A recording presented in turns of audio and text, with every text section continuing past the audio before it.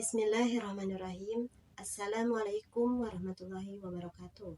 Yang terhormat Bapak Dr. Haji Deden Komarudiyatna STSIP MMCHRA selaku Rektor Fakultas Ekonomi dan Bisnis Universitas Winaya Mukti, yang terhormat Ibu Dr. Hajah Wina Roswina SEMM CPM selaku Dekan Fakultas Ekonomi dan Bisnis Universitas Winaya Mukti, yang terhormat Bapak Dodi Tisna Amijaya SEMM selaku Ketua Program Studi Manajemen, yang terhormat Ibu Memi Puspitasari SEMM CHRA selaku dosen pembimbing, yang terhormat Ibu Yuyun Lesmana SPD selaku supervisor lapangan selama berkegiatan magang.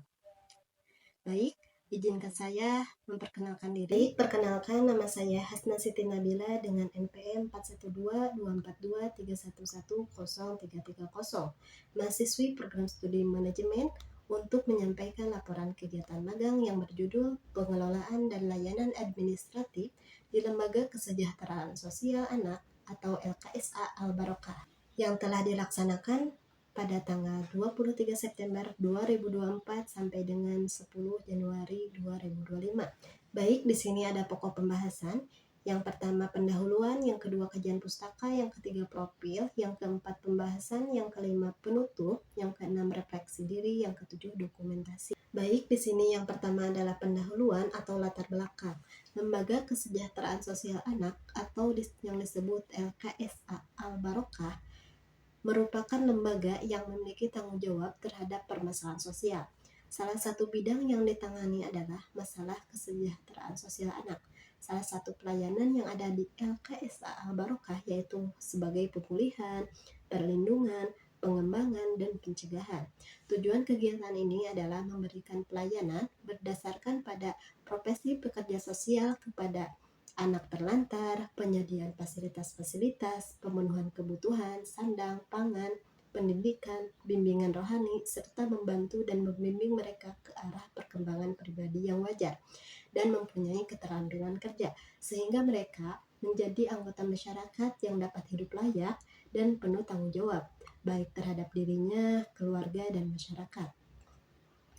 Lalu, Lembaga Kesejahteraan Sosial Anak atau LKSA Al-Barokah memerlukan informasi akurat mengenai data-data anak asuh, data donasi. Selama ini, pengolahan data masih menggunakan Microsoft Excel yang mengalami kelemahan dalam pengelolaan data. Selain risiko terjadi pengendalian data, juga akan mengalami kesulitan tersendiri jika diperlukan data per periode yang biasanya diminta oleh Dinas Sosial. Karena manual, maka waktu merekapitulasi data ke masing-masing sheet akan memakan waktu yang relatif lama. Oleh karena itu, dibutuhkan sebuah sistem informasi yang dapat membantu dan mempermudah pengolahan data menjadi sebuah informasi yang cepat, tepat, dan bermanfaat bagi instansi maupun masyarakat. Lalu di sini ada tujuan magang, evaluasi atas praktik yang dilakukan selama magang. Pelaksanaan magang dilakukan di kantor bagian administratif LKSA Al-Barokah selama 4 bulan terhitung dari bulan September 2024 sampai dengan bulan Januari 2025 dan berjalan dengan lancar. Pada bulan pertama pelaksanaan magang, praktikan hanya diberikan pekerjaan yang bersifat administratif, mengingat pada saat itu masih di penghujung tahun 2024, di mana pada waktu itu harus membuat surat rekomendasi daftar ulang yayasan untuk kebutuhan dinas sosial.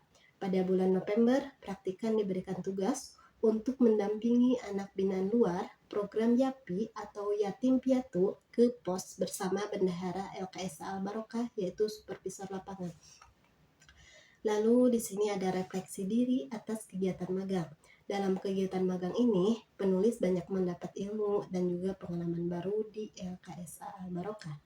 Saat melakukan kegiatan magang, penulis juga berusaha sebisa mungkin mempunyai rasa tanggung jawab dalam menyelesaikan tugas-tugas yang diberikan oleh supervisor dengan instruksi yang diberikan secara tepat waktu. Selama magang, penulis terbiasa menggunakan Microsoft Excel dan aplikasi Canva, sehingga penulis mempunyai kemampuan dan pengalaman baru di dalam bidang ini. Yang kedua adalah kajian pustaka. Landasan teori. Manajemen berasal dari kata manage yang berarti mengelola. Pengelolaan ini dilakukan melalui serangkaian proses yang disusun berdasarkan tahapan serta fungsi-fungsi manajemen seperti perencanaan, pengorganisasian, pengarahan, dan pengendalian. Secara keseluruhan, manajemen adalah proses yang bertujuan untuk mencapai hasil yang diinginkan menurut Murshidah dan Shoiriyah tahun 2020.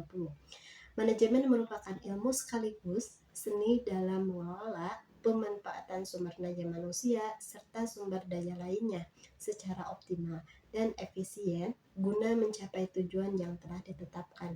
Menurut Adami 2006, manajemen dapat diartikan sebagai upaya mengorganisasikan dan mengintegrasikan berbagai sumber daya, baik manusia maupun metode, untuk mencapai tujuan-tujuan tertentu maupun beragam tujuan secara keseluruhan menurut Rohman 2017.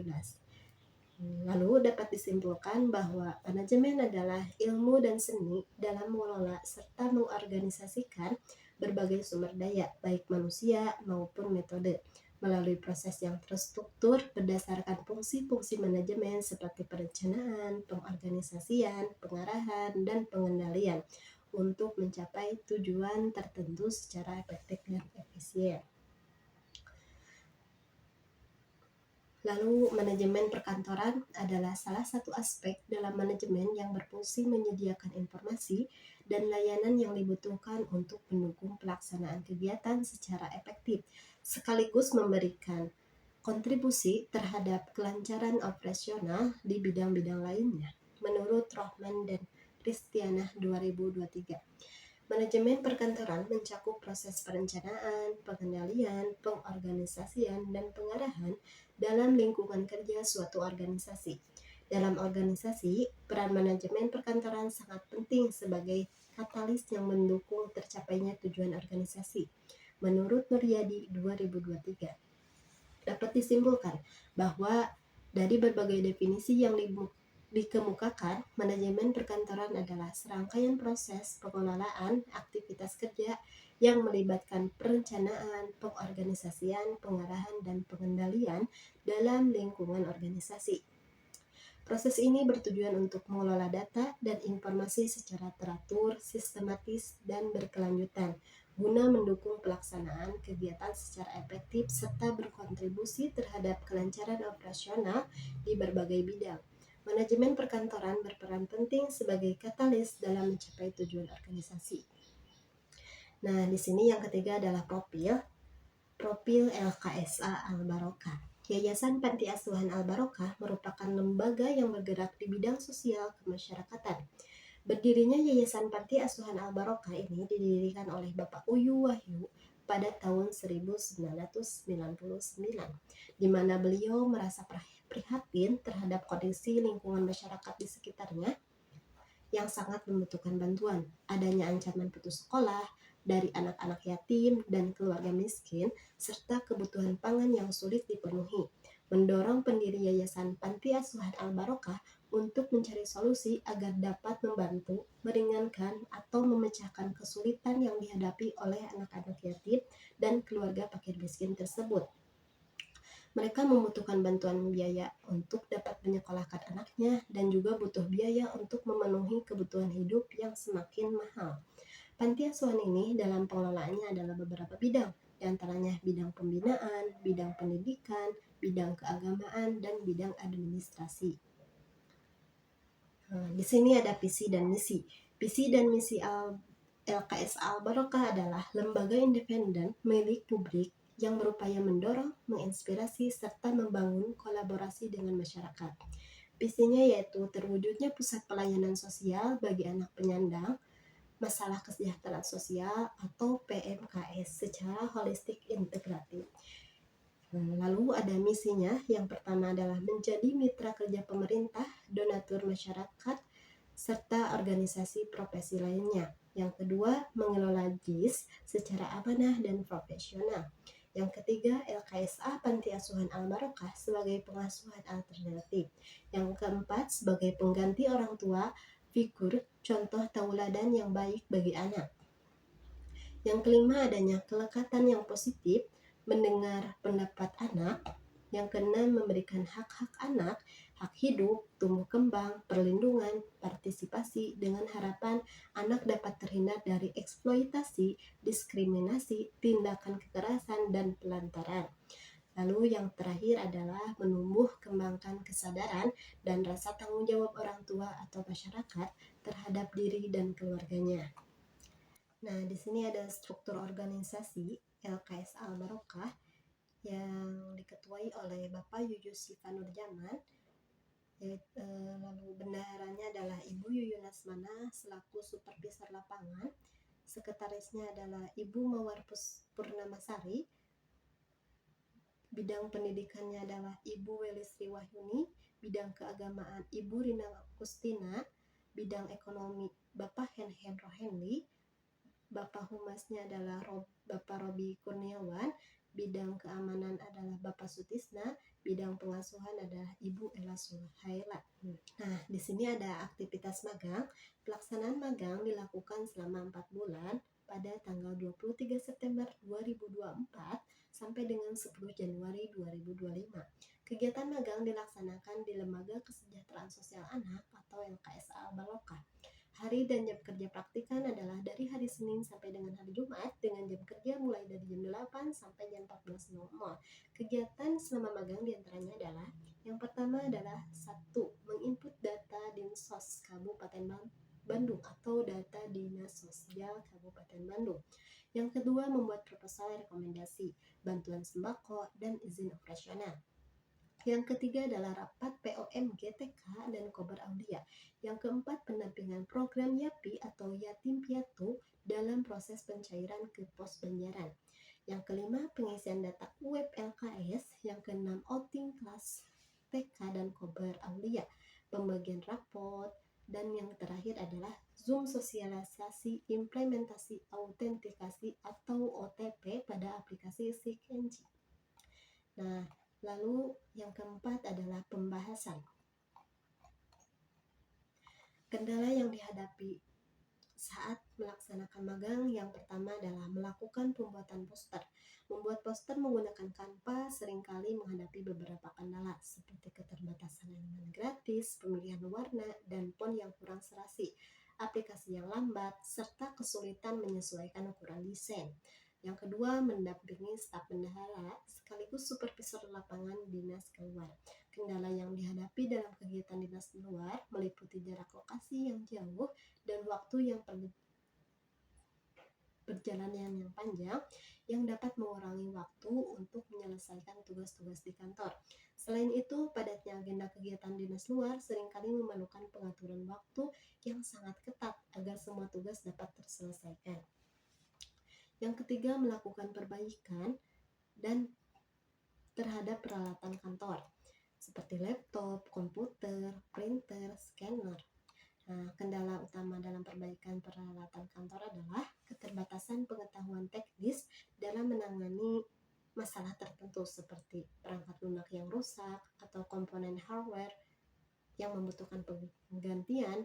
Dalam beberapa kasus, perbaikan memerlukan dukungan teknisi pihak ketiga yang memakan waktu lebih lama. Nah, yang cara mengatasi masalahnya yaitu yang pertama, melakukan pembuatan poster menggunakan Canva, yaitu praktikan dapat memanfaatkan elemen gratis atau mengunggah elemen eksternal menggunakan palet, warna, dan font bawaan Canva yang serasi, serta memastikan perangkat dan koneksi internet mendukung kinerja aplikasi. Yang kedua, pendampingan dinas luar untuk mengatasi kendala jarak dan waktu perjalanan. Perencanaan yang matang sangat diperlukan, menggunakan rute perjalanan yang lebih efisien, serta mengatur jadwal dinas luar dengan fleksibel. Dapat membantu mengurangi dampak waktu perjalanan terhadap tugas kantor lainnya. Yang ketiga, perbaikan peralatan kantor. Keterbatasan pengetahuan teknis dapat diatasi dengan memberikan pelatihan dasar kepada staf tentang perawatan dan troubleshooting perangkat kantor. Untuk masalah yang lebih kompleks, bekerja sama dengan teknisi profesional atau vendor peralatan kantor dapat mempercepat penyelesaian perbaikan. Nah, di sini yang kelima adalah penutup. Kesimpulannya adalah pelaksanaan magang di bagian administratif memberikan pengalaman yang sangat berharga dalam memahami penerapan manajemen perkantoran secara praktis. Selama magang, praktikan diberikan kesempatan untuk terlibat dalam berbagai aktivitas administrasi seperti menginput data, membuat proposal, mengelola data asuh anak, pengelolaan dokumen, hingga perbaikan peralatan kantor. Meskipun menghadapi beberapa kendala seperti gangguan teknis pada perangkat hingga tantangan dalam manajemen waktu, pengalaman ini mengajarkan pentingnya adaptasi, ketelitian, dan kemampuan memecahkan masalah secara mandiri. Dukungan dari staf juga menjadi faktor penting dalam membantu praktikan menyelesaikan tugas-tugas dengan baik. Selama masa magang, praktikan tidak hanya memperoleh keterampilan teknis seperti pengoperasian perangkat kantor dan penggunaan sistem administrasi digital, tetapi juga memahami lebih dalam tentang etika kerja, manajemen waktu, dan pentingnya kolaborasi dalam lingkungan kerja. Secara keseluruhan, pengalaman magang ini memberikan wawasan nyata mengenai operasional manajemen perkantoran di sektor pemerintahan, sekaligus menjadi bekal yang sangat berguna bagi pengembangan profesionalisme dan kompetensi kerja di masa depan. Lalu ada sarannya untuk mendukung kelancaran pelaksanaan tugas, peningkatan infrastruktur teknologi menjadi prioritas utama. Stabilitas jaringan internet perlu diperbaiki agar sistem e-office dapat berjalan tanpa gangguan. Sementara pemeliharaan rutin pada perangkat kantor seperti printer, scanner, dan mesin fotokopi penting untuk mencegah kerusakan yang dapat menghambat pekerjaan. Selain itu, pengembangan SOP yang lebih terstruktur dalam pencatatan dan distribusi surat dapat membantu menciptakan alur kerja yang lebih efisien. Peserta magang akan lebih terbantu jika diberikan pelatihan teknis dan pengenalan sistem administrasi digital sebelum memulai tugas. Hal ini dapat mengurangi potensi kesalahan kerja sekaligus mempercepat proses adaptasi. Selain itu, penggunaan teknologi komunikasi seperti aplikasi pesan internal dapat mempermudah koordinasi, terutama dalam tugas yang membutuhkan komunikasi cepat. Nah, yang keenam adalah refleksi diri. Selama melaksanakan magang di bagian administratif LKSA Barokah, praktikan menyadari bahwa pengalaman ini memberikan pembelajaran yang berharga, baik dari segi teknis maupun non-teknis, dalam melaksanakan berbagai tugas seperti menyusun laporan, mengelola data asuh anak, pengelolaan dokumen, hingga mendampingi kegiatan dinas luar. Praktikan belajar pentingnya ketelitian, manajemen waktu, dan kemampuan untuk beradaptasi dengan berbagai situasi. Kendala yang dihadapi seperti gangguan teknis pada perangkat kantor atau keterbatasan informasi dalam dokumen mengajarkan praktikan untuk berpikir kritis dalam mencari solusi. Praktikan juga semakin menyadari pentingnya komunikasi yang efektif, baik dengan rekan kerja maupun dengan pihak eksternal, untuk memastikan tugas dapat terselesaikan dengan baik. Dari sisi profesionalisme, pengalaman ini mengajarkan praktikan tentang pentingnya etika kerja, tanggung jawab, dan kerjasama tim. Melihat langsung bagaimana staf di bagian ini mengelola pekerjaan dengan efisien, memberikan praktikan inspirasi untuk meningkatkan kompetensi dan dedikasi dalam setiap tugas. Nah, yang terakhir adalah dokumentasi. Yang pertama ini adalah buku panduan. Lalu di sini ada dokumentasi rapat POMG, Kober, dan TK Aulia. Di sini ada dokumentasi mengganti tinta print, Zoom sosialisasi SIG-NG, pendampingan ke Dayakolot bersama supervisor lapangan. Nah, di sini ada pembagian rapot Kober dan TK Aulia. Lalu pendampingan anak program YAPI di Pos Banjaran. Yang terakhir adalah outing kelas Kober dan TK Aulia di Sabilulungan Kabupaten Bandung. Nah, di sini terima kasih. Baik, sekian pemaparan hasil magang yang dapat saya sampaikan. Mohon maaf apabila ada perkataan atau kesalahan yang tidak disengaja. Terima kasih juga kepada para pihak yang sudah membantu dalam proses pelaksanaan penyelesaian kegiatan magang ataupun dalam proses pembuatan magang. Sekian dari saya. Wassalamualaikum warahmatullahi wabarakatuh.